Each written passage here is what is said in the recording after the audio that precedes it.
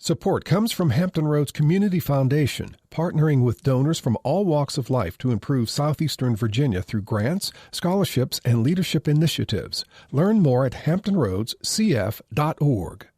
Support comes from Thomas Nelson Community College, now becoming Virginia Peninsula Community College, the first choice to start a bachelor's degree since tuition is 1/3 the cost of four-year schools. More at tncc.edu.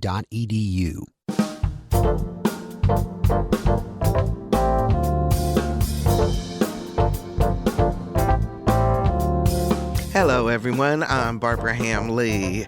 Oh, you're such a big guy. You must play football. Can I touch your hair? It's a black family, so of course they need financial aid.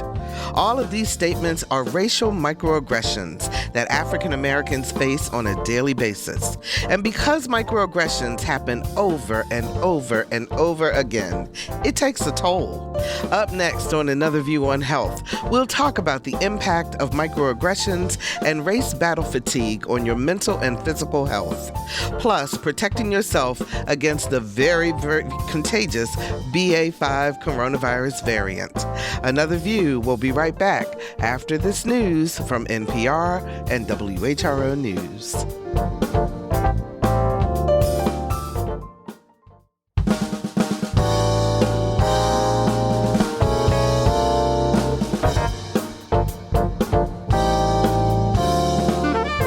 Discussing today's topics from an African American perspective, this is Another View. Good afternoon, everyone, and welcome to Another View. I'm Barbara Hamm Lee. Racial microaggressions, racial slights and comments that African Americans and other minorities deal with on a daily basis. But did you know that the constant bombardment can cause health issues, including hypertension, heart disease, and mental health issues? Here to talk about it is psychotherapist Dr. Oshan Gadsden. How are you, Dr. Gadsden? Good afternoon. I'm well. Thank you. Good. Thank you so much for joining us. And, of course, our co-host for Another View on Health, cardiologist Dr. Keith Newby. Hello, Dr. Newby. How are you doing? I'm doing great. How are you? Good. Oh, surviving, as they say. Well, before we talk about microaggressions, Dr. Newby, I want to talk to you about two things very quickly. First and foremost, this BA.5 variant of coronavirus. The numbers are up, but I don't feel the anxiety, the tension, the people paying attention as we did before. So are we done with masks at this point? Oh, of course not. You know that. And I would just say this. I tell people all the time that although, yes, we're not seeing the level of deaths we saw before, we're not seeing the level of hospitalizations we were seeing before, but we are still running to, number one, I don't like getting sick. Yeah. People are still getting sick from this stuff, and there are people still dying. The majority of people I see, probably 99% that I have dealt with, have all been in the unvaccinated people who have died from COVID now, even with the BA.5. It's just the BA.5 is so virulent and it's so contagious that you could be outside. They even recommend it now, if you're in a crowd, even though you're outside, to be careful with your how close you are to other people. At one point in time, they were saying if you were in a crowd, you were generally speaking okay, within some reasonable distance. But this stuff is very contagious, and we're seeing that long COVID syndrome. And I'm seeing a lot of that, where people are getting sick from COVID, but then it drags out for, months, 6 months to even a year or more, with the side effects or the sequelae, shortness of breath, fatigue, mental fog. I said, I'm not trying to go through any of that. So I said, you got to tell people you can try to ignore it if you want to, but there may be a price to pay, and you have to ask yourself, is that a price worth paying? I still wear my mask everywhere I go. Yeah, I don't have quite that degree of comfort yet. Okay, so you do encourage people, particularly if they're indoors. Oh yeah, to wear the mask. Hey, I'm gonna tell you. Listen, if I could get a mask I could eat through, I would do that too. I got to come up with that invention. Okay, so on top of coronavirus, now we're also talking about monkeypox, and those cases are also on the rise. and they affect everyone, even though there seems to be a specific population that is being affected more so than others right now. But are we going to be? Is that going to be another vaccination we're going to need? What's going on with that? Well, that one's a little different. That's more, person close contact, and we're seeing that, more things, bodily fluid transmission kind of thing is more so than it is like when you talk about just airborne transmission. I don't think so. We're seeing it more in the gay population, but it doesn't mean it still can't be transmitted. So I tell people all the time, just be careful. And I don't think so. I'm not hearing the level of of any deaths or things. I know it can cause some skin rash or some other bad feelings, but I'm not seeing the level of concern. Not just yet. I mean, I think there are cases rising clearly, but I think, again, an ounce of caution. Yeah. I think this is the way we should go with that right now. I wouldn't get in panic mode, but I think the cautionary approach would be look at, and I'll tell people all that, please don't just use Facebook or Instagram or TikTok as your method of getting medical information. Please look at websites that are reputable. I always say UNC Chapel Hill, Johns Hopkins, those places that have high reputable public health websites. Use that as your mechanism of getting news. Don't use the things where people may have different motivations in their delivery.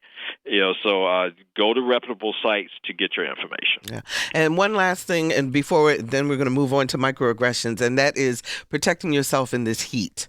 Yes. I know that we need to check on our elders, check on young children, but all of us need to be paying attention to this heat that we're in now. Yeah, because, I tell you, I had my air conditioning went out last weekend. I was one pitiful-looking soul. It was hot, and forget that. I don't know how people deal with that, but I'm just telling people all the time, firstly, stay hydrated. Yeah. Don't try to go running and doing your exercise in 100-degree weather. This heat index is astronomically high right now. You have the sun beaming, the heat is rising, and you don't want to put yourself in harm's way because you could injure yourself quite a bit right now with the heat because especially you get dehydrated in the heat, you get heat stroke. And you get rhabdomyolysis where you get muscle breakdown, which can lead to kidney failure. We got enough problems right now. So that's the ounce of caution I would say is stay hydrated, keep your shade going, pay your air conditioning man well right now to keep your stuff going. Because I guess that maybe I missed the payment. I didn't know anything about it. Did they fix your air conditioning, doctor? Yeah. After 2 days of swelter, but we were able to get it back up. So I'm good now. I tell you, that's like after the remember Isabel hit back in 2003. My power was out for a week, and it was hot after that. So I remember when I came home and I saw a street light on. Oh man, I ran to the house. I dived on the vent and just laid there for about 30 minutes. Well, for those who may not have air conditioning or may be struggling, also there are programs available out there through Dominion and through other agencies, social service agencies that can help you to get air conditioning, to get fans or whatever you may need. But take it easy, folks, because this heat is no joke. So let's turn to our topic for today, which are microaggressions, particularly racial microaggressions. And Dr. Gadsden, I want to ask you, first of all, what is a microaggression? And then from that level, what does it mean by a racial microaggression? Well, I think your definition that you started out with earlier is a great one, so I won't repeat. I'll just add on it. Microaggressions, and I'll talk a little bit about the different types of microaggressions and the forms in which they may take that have some similarities but some nuanced differences. But in general, these microaggressions are behaviors, words, actions that come from people and institutions and policies that seek to demean and to convey disparaging messages about someone, and we're talking right now about racial microaggressions, as we know that there are different types of identity microaggressions in addition to race. But right now we're talking about it on a racial dimension. And so these comments, ideas, policies, behaviors are usually utilized to demean or to disparage a person and to really take away their sense of dignity and their humanity.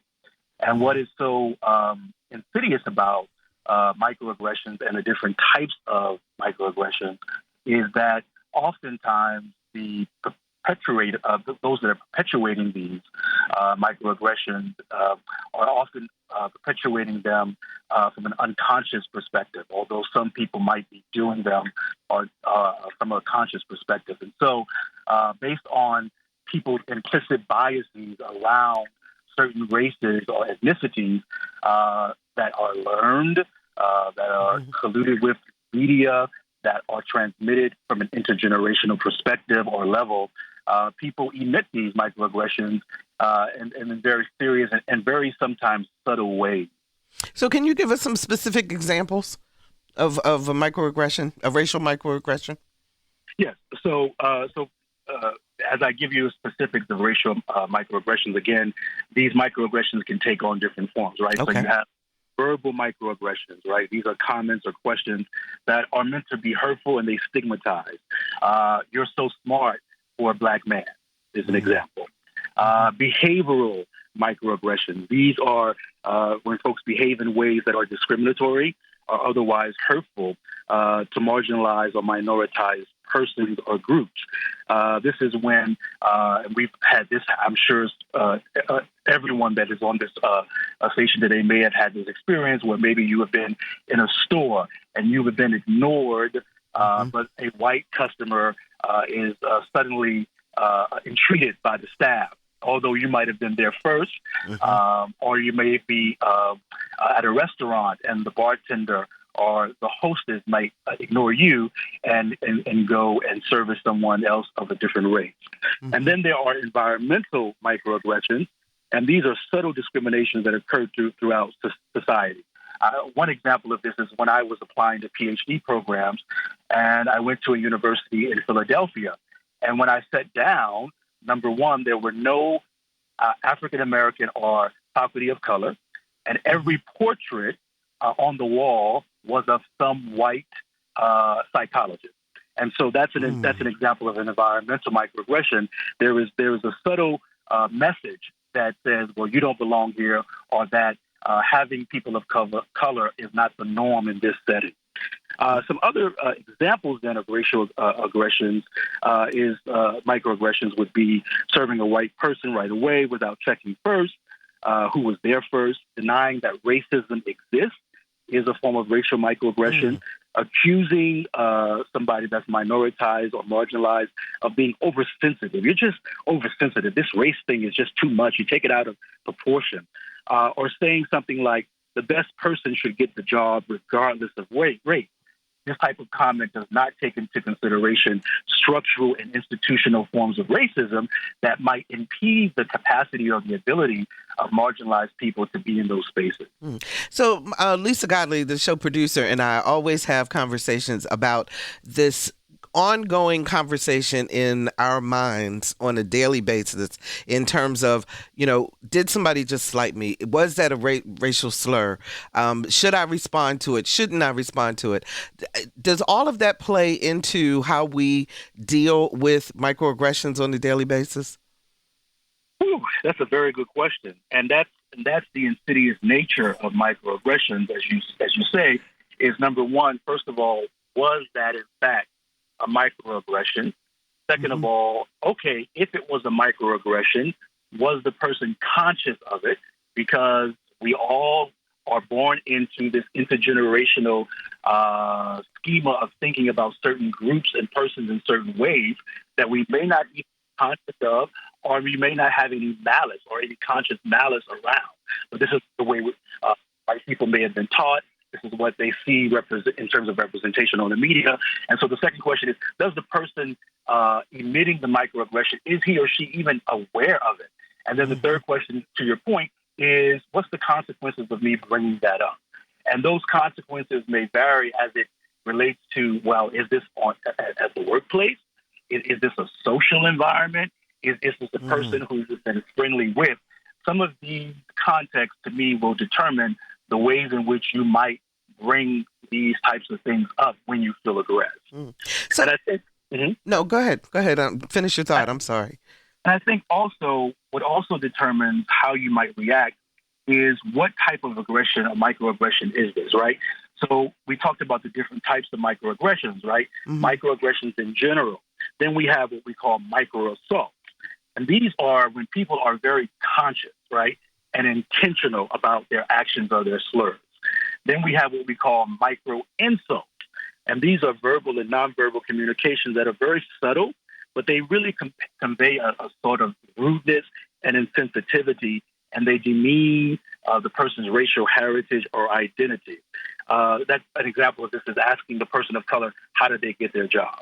Where did they go to school? And then we have what we call micro-invalidation.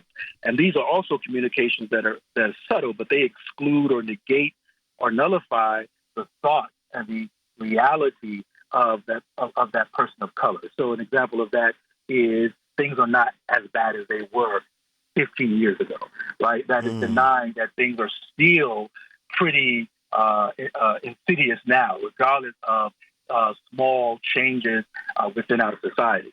So I think we have to really think about these different types of microaggressions. And of course, in real time, no one is, taking out a book and between what is happening.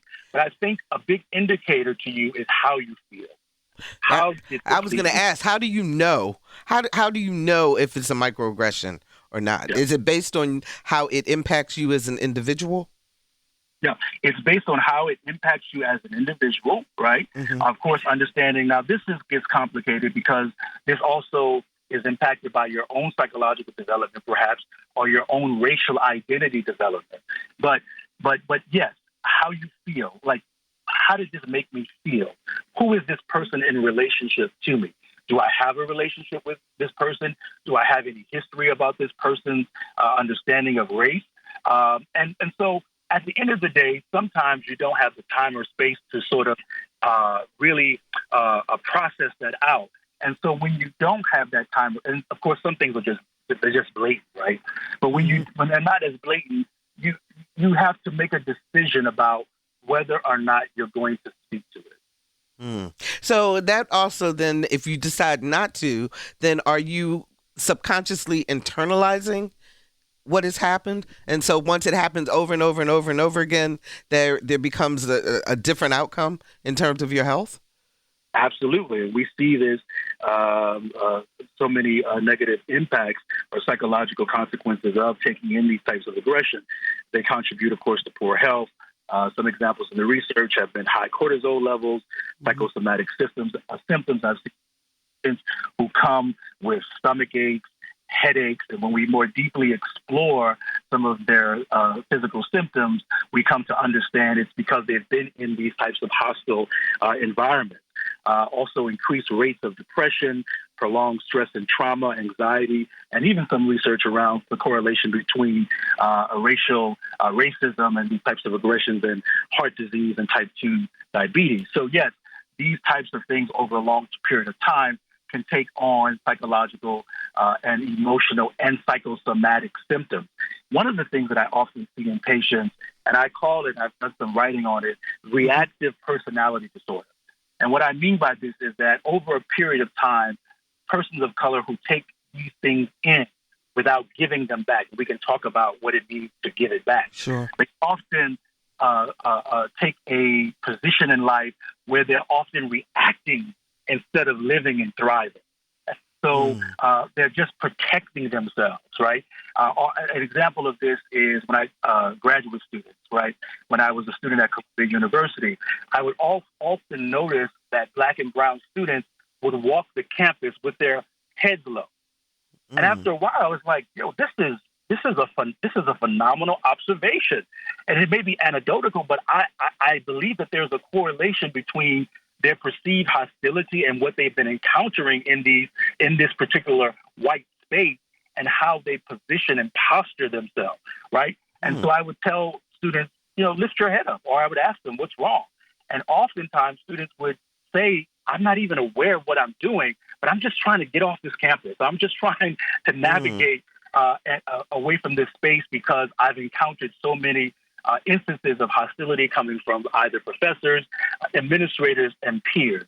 And so I think that there are so many psychological, psychosomatic symptoms that we encounter, and if we internalize those things, it impacts our ultimate sense of self and worthiness. 757-440-2665 or 1-800-940-2240 are the numbers to call to join our conversation. How do you experience microaggressions? Can you give us some examples of things that have happened to you? 757-440-2665 or 1-800-940-2240. Dr. Newby, I'm not leaving you out of this conversation. You have any questions? No. I mean, I'm just patiently waiting. I was going to ask this of Dr. Gadsden. So, is there any data? Because the problem I'm finding with this type of topic is it's so multifaceted in terms of like how, as example, I kind of, as a young person, I, of course, got hit on both sides because I'm a light-skinned guy, black guy, and, that sometimes it was like, well, what is he? Is he black? Is he white? Is he this? Is he that? Mm-hmm. And then you get these, and so you get these aggressions from both sides of the fence. Sometimes, so you have to deal with that. But as I grew older, and I probably, one of the best things to me, and people may tell me I'm crazy for this, but when I pledged my fraternity, going through all that pledging process, it really brought a lot of confidence out in me as I kind of grew up and experienced more things, and I was able to deal with things a lot better through, dealing with adversity and things when I was a young person. So I'm looking at how, there's so many things in terms of how you develop and how how are you impacted based on some of these things, like how often this happens. If you're in like an environment where maybe you're like, say, a sole African American in a predominantly white school, and how you deal with microaggressions that's constantly there, versus like a one-off event where it may not affect you as much. But I don't know how that works, because it's really like somebody may get affected for a lifetime from a single event, where others can just, they could be in an environment forever and never seems to bother them. So, how, you kind of maneuver this and how you advise people is difficult, because everybody's a unique individual. So you really don't know how people respond to this. But I do tell people who are the deliverers, I say, a lot of times I've run into a scenario where I hear somebody make a comment that I kind of bring to their attention as a microaggression, and they'll come back with, well, I'm just saying this is not a big deal. I'm like, well, it might not be a big deal to you because you've never experienced the things that you're dealing with or what you're kind of coming back at somebody else for. So I really am going to ask you to be cognizant of your delivery, because, again, you may not have experienced it. You think it's no big deal on your end, but it may be a very big deal for somebody who is experiencing that from you. So I'd be curious to hear your perspective. I know I gave you an earful, but I'm trying to throw it all out there. Yeah, there's a lot to cover there. I just wrote an article a couple of months ago about colorism, and you brought that up. Mm-hmm. And, of course, even within our own community, we have these insidious and unfortunate ideas about what pigmentation is and the social status and the psychological status between them. And it has huge implications in dividing us, but all huge implications in how certain people might value themselves in deference to others who have different pigmentation. I think you did say a lot that, yes, some people can be impacted by microaggressions, and they make meaning of that microaggression in different ways, in the sense that it may not impact them as much as someone else. And some of that has to do with, first of all, one's own psychological development.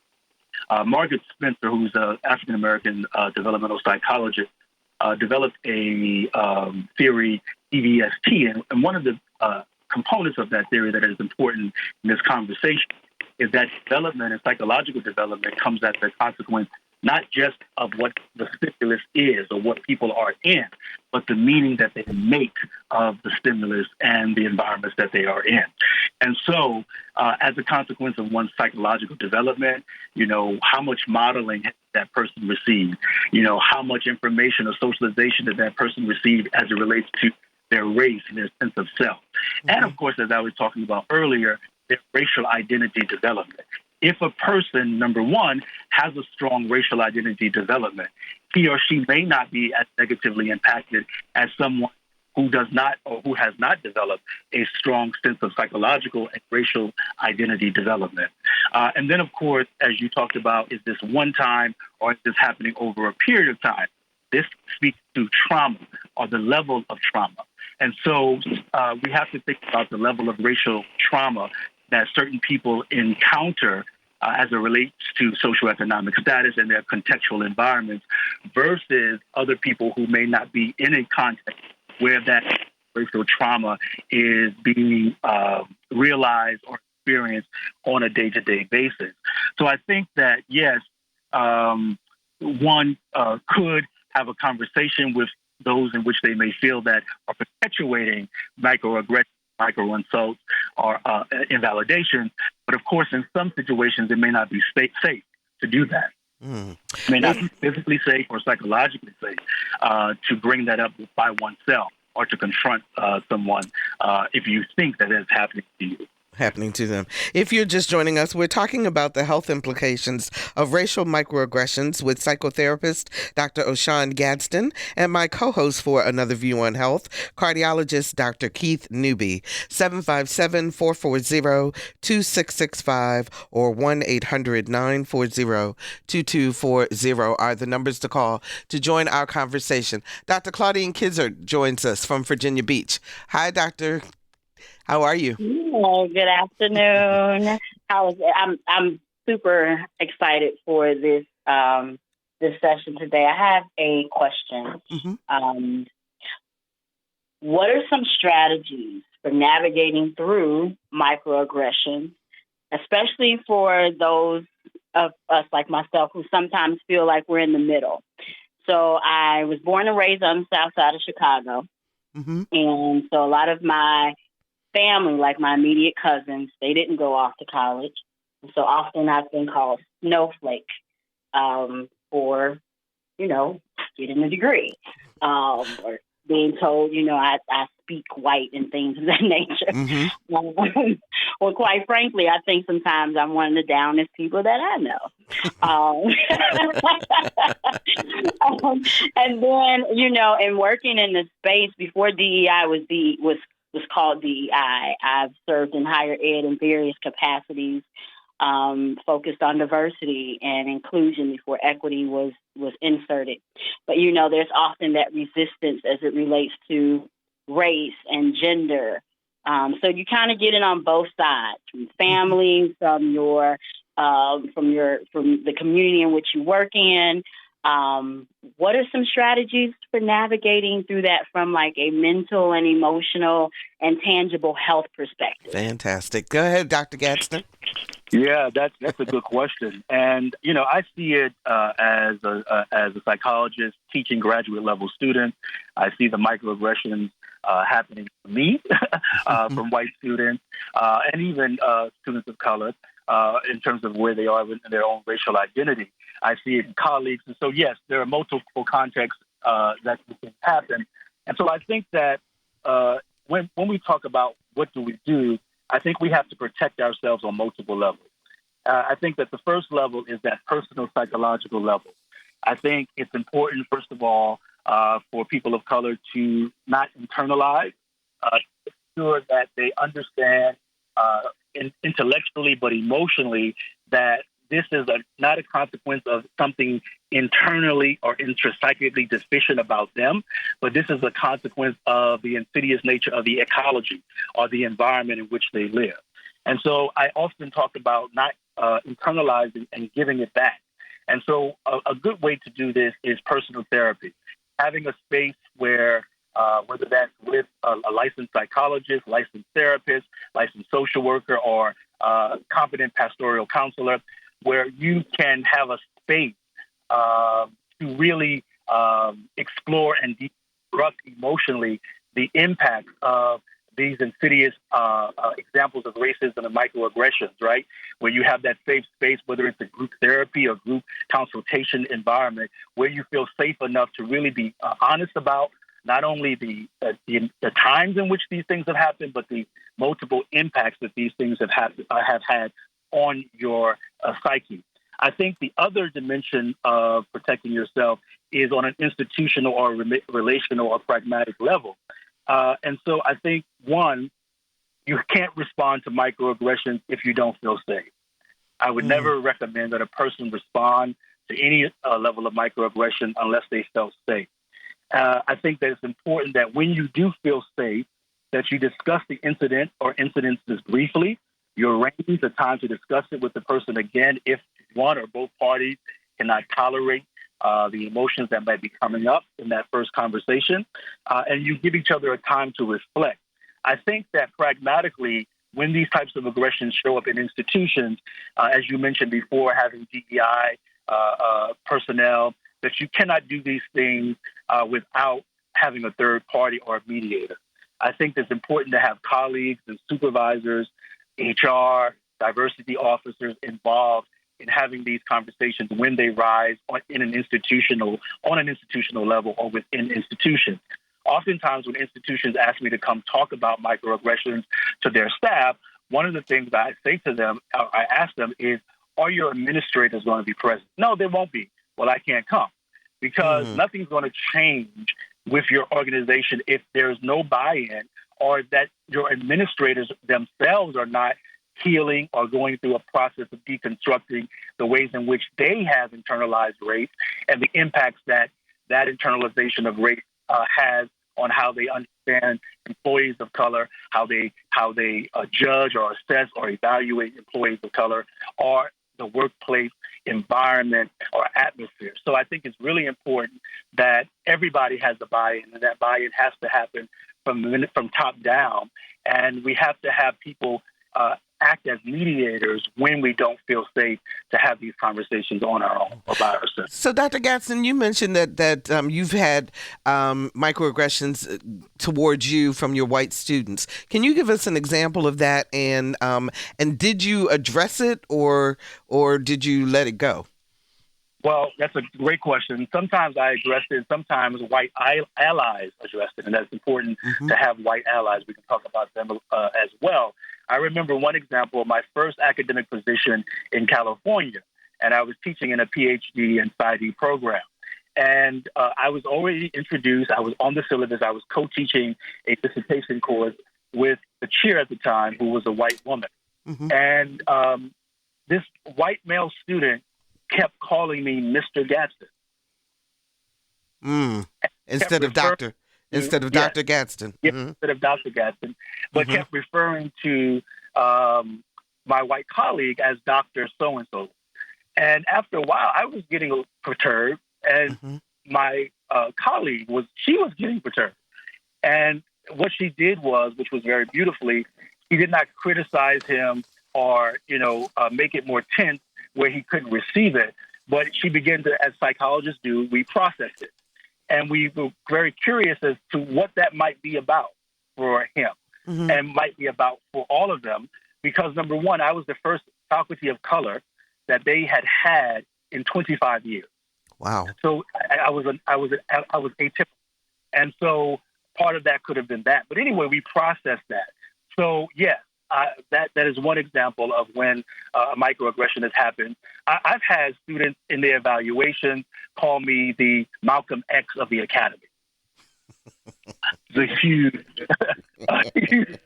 microaggression, right? I've had white male students come to my office and basically tell me that I did not teach or understand the text that I assigned to them correctly, or that I was interpreting it wrong. So those are some of the microaggressions that I've experienced with students. graduate students. So I want to go back also to the thought of the fact that that microaggressions can come from someone of a different race or of the same race. But if it's coming from the same race, is that also a manifestation of the racism that we face on a daily basis, and therefore we internalize certain things about ourselves that are not true? Yes, internalized. We call it internalized racism, that we ourselves have, from an intergenerational perspective, have been so bombarded that we take in the opinion or the perception of the oppressor into how we see ourselves.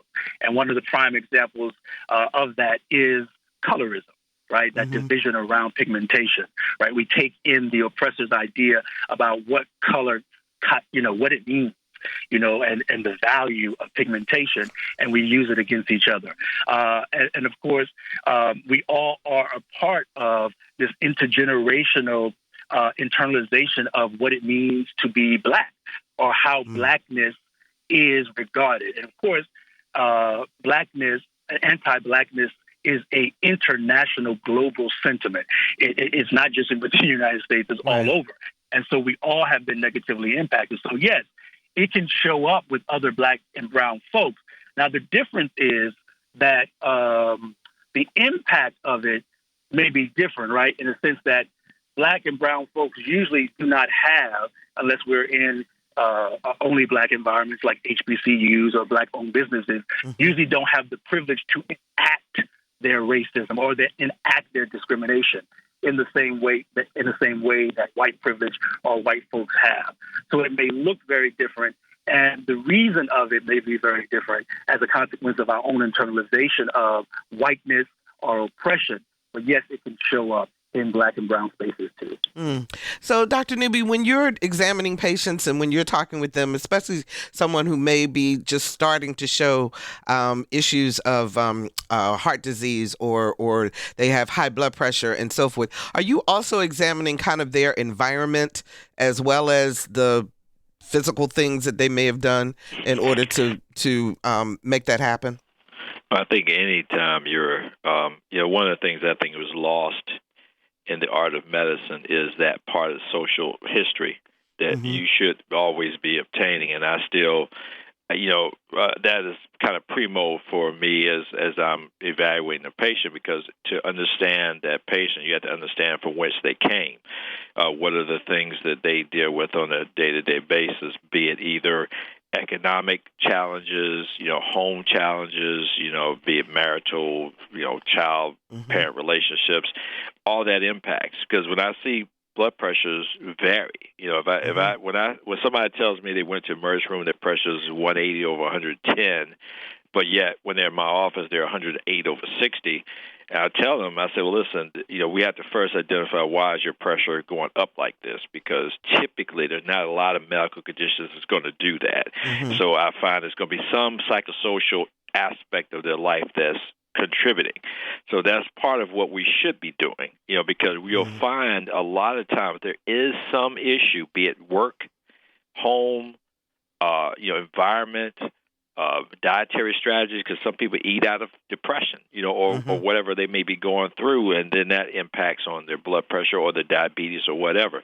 So there is a definite hand-in-hand kind of way this stuff works that we have to be aware of. So to answer the question, yes, and that is the reasons why. So, Dr. Gadsden, are people aware enough to identify that it could be that microaggressions could be part of the issues that they're facing? Well, does that make sense? Do you understand what I'm saying? No, that's a very good question. I think there are some patients who come to me prime. That is the presenting problem. So I see some patients who come. Why are you coming? Because I'm having workplace issues around race or gender, or both. Right. So those are those patients who are aware that there's something already going on. They're tired of it. They want to explore how to work through it and navigate it and decrease the symptoms that have manifested as a consequence of it. Then there are patients who are not. They may come to me and they say, I'm depressed or I'm anxious. And part of the psychosocial history taking and really listening to their story is to really hear their sense of self, not only in general, but also within each of the contexts in which they live, and to begin to put things together for them, or to help them begin to ask questions of themselves, or to be curious about their symptoms. Like, oh, you say that you're anxious, but where does the anxiety usually show up? Where it usually shows up during these times. Well, where are you these times? Well, I'm at work. Well, what's going on at work? Well, the work is really difficult. Okay, it's difficult, but you're degreed, or you have excellent experience. You must be prepared. And so we go down the line and we really deconstruct and really tear apart and tease apart all of the components or variables that might be impacted. I remember having a patient, 60-year-old African-American male, this 60-year-old, right? Mm-hmm. And I was in my late 30s, right? And pilot, professor. And we begin to talk about his stress and his anxiety. And as we begin to work, after about 3 months, it was apparent that a big part of his anxiety and his depression had to do with having to go to work with white folks who often were demeaning his capacity through microaggressions, and him not knowing how to weather it, as well as his unresolved issues with his mother. Now, what do you mean he could have an unresolved issue with his mother at 60? Well, his unresolved issue with his mother related to his racial socialization. Because in those days, of course, it was dangerous to talk to white folks or back to white folks. And oftentimes, his mother would silence him in public or reprimand him in public when white folks were present. She was doing that, of course, as a way to protect him during that particular time. Mm-hmm. But he internalized that in a very negative way, that she didn't protect him, that she silenced him, that she invalidated him. But at the root of all of that was race and racism and discrimination. And so oftentimes some patients come, in summary, they come already primed, already conscious, and we can explore it. And then there are some patients where we have to help them be curious about their symptoms, and oftentimes their symptoms are related to some racial aspect of their life. For 757-440-2665 or 1-800-940-2240. Eunice joins us from Norfolk. Hi, Eunice. You're on the air. Hello. How are you? I'm enjoying the conversation. Thank you. And I'd just like to say, from a personal point of view, Dr. Newby is a member of our church and a valuable member that brings the good news of medical procedures. Is everything okay? Yes, everything's fine. That's Dr. Newby laughing. Yeah, Barbara and I talk about this kind of stuff all the time. Yes. So, and she knows how I am with the church, so that's why.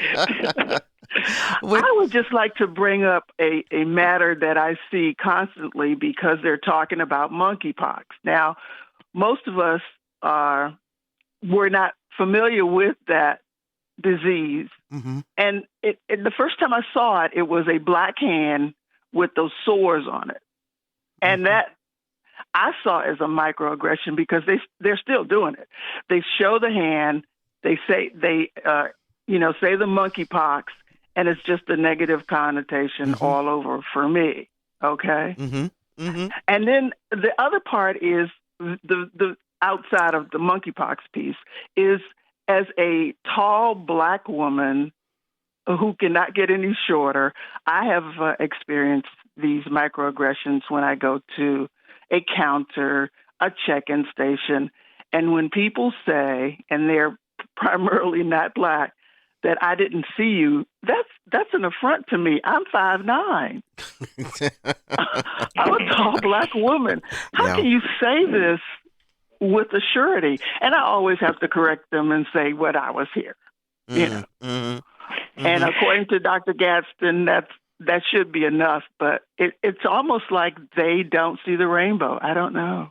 Okay, let me let the doctors. Yeah, I'll let both doctors respond to you. Thanks so much for the call, Eunice. Let's start with you, Dr. Gadsden. She says monkeypox is a trigger for her. Yeah, and that reminds me of my example of going to applying for graduate school and going to an interview, and only white folks were on the wall.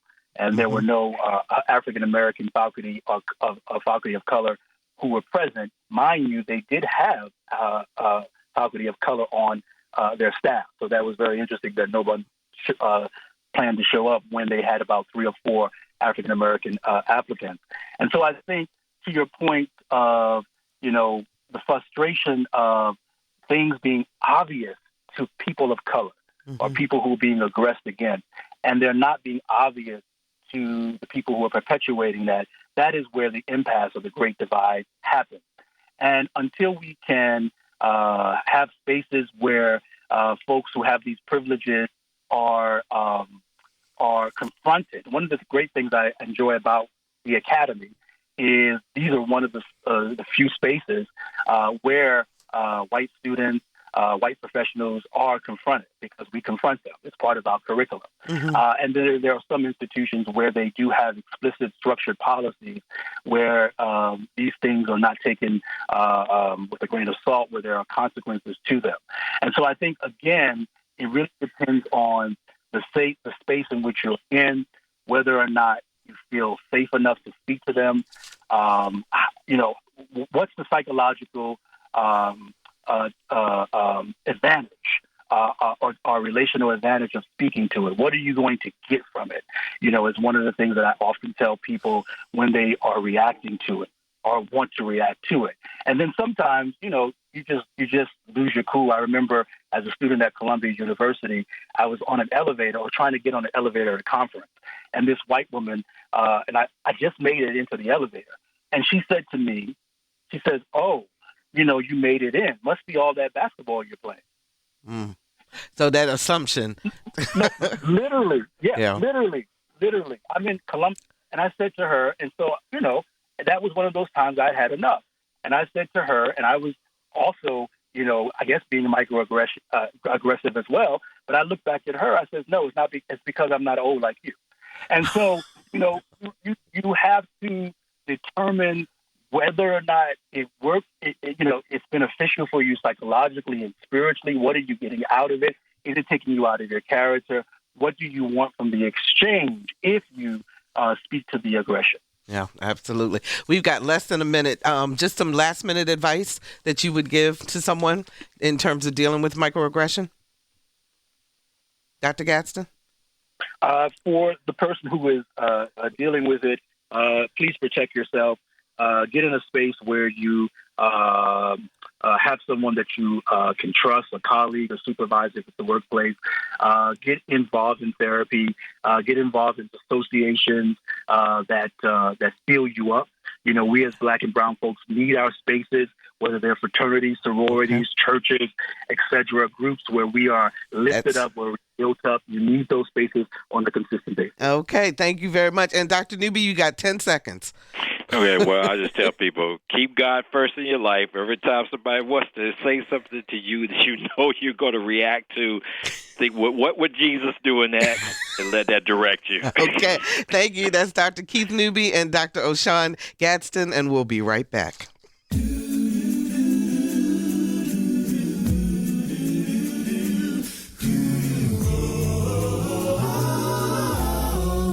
Hi, I'm Claude McKnight of the group Take 6, and you're listening to Another View.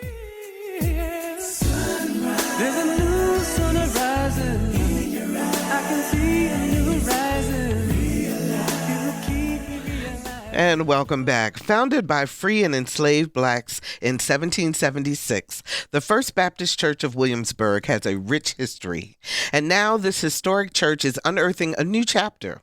In addition to finding the remnants of not one, but 2 earlier church buildings, archaeologists have uncovered 40 graves, believed to be the remains of some of the church's earliest members.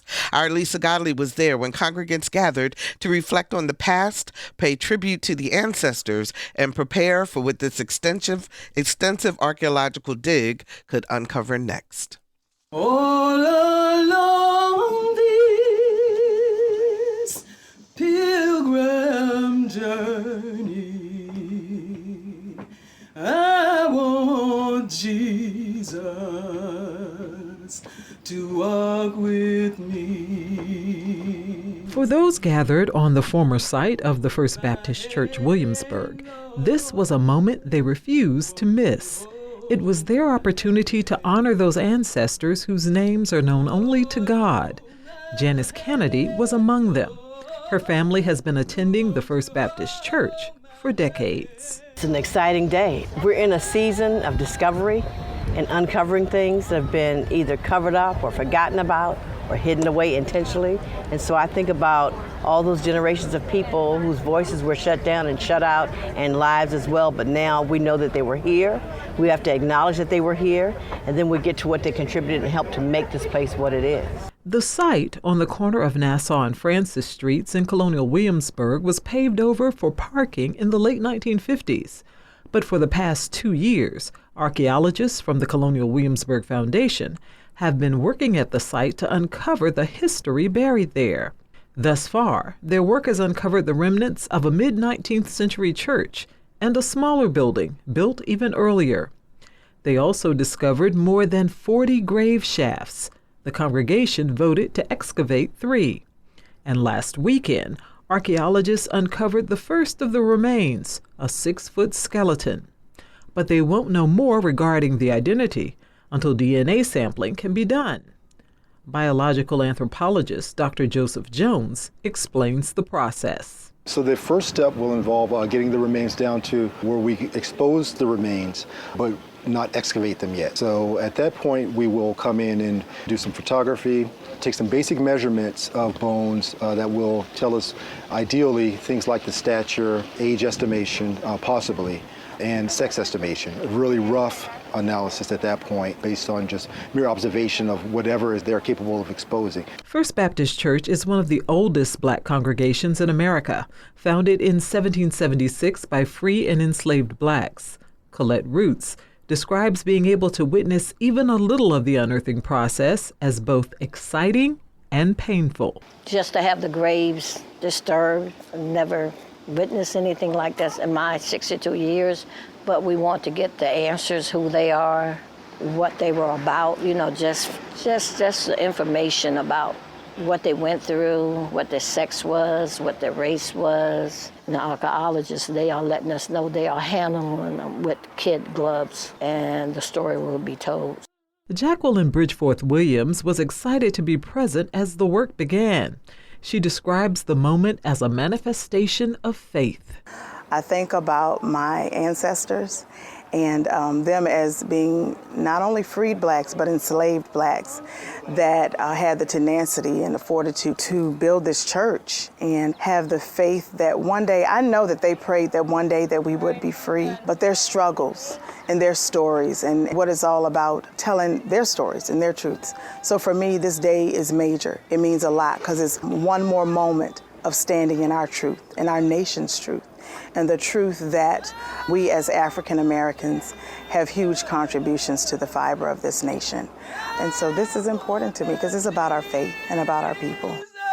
Archaeologists are hoping to have a comprehensive report of their findings to share with the First Baptist congregation this November. For Another View, I'm Lisa Godley.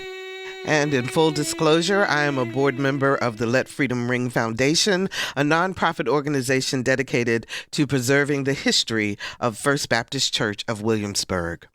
Thank you for the privilege of your company this afternoon. We covered a lot of important information that will help you to stay healthy. So if you'd like to hear it again or share it with a friend, please visit our website, anotherviewradio.org, and download the podcast. You can find us on Facebook, and I'm on Twitter at Barbara Hamm Lee. Next week on Another View, the political landscape through the lens of political analyst Dr. Eric Claville. Our theme music is an original composition created especially for Another View by Jay Sennett. Lisa Godley is our show producer. Todd Washburn is our audio engineer. And Jordan Christie answered our phones. I'm Barbara Hamm Lee. Stay safe and stay cool. And let's get together again next Thursday at noon for Another View.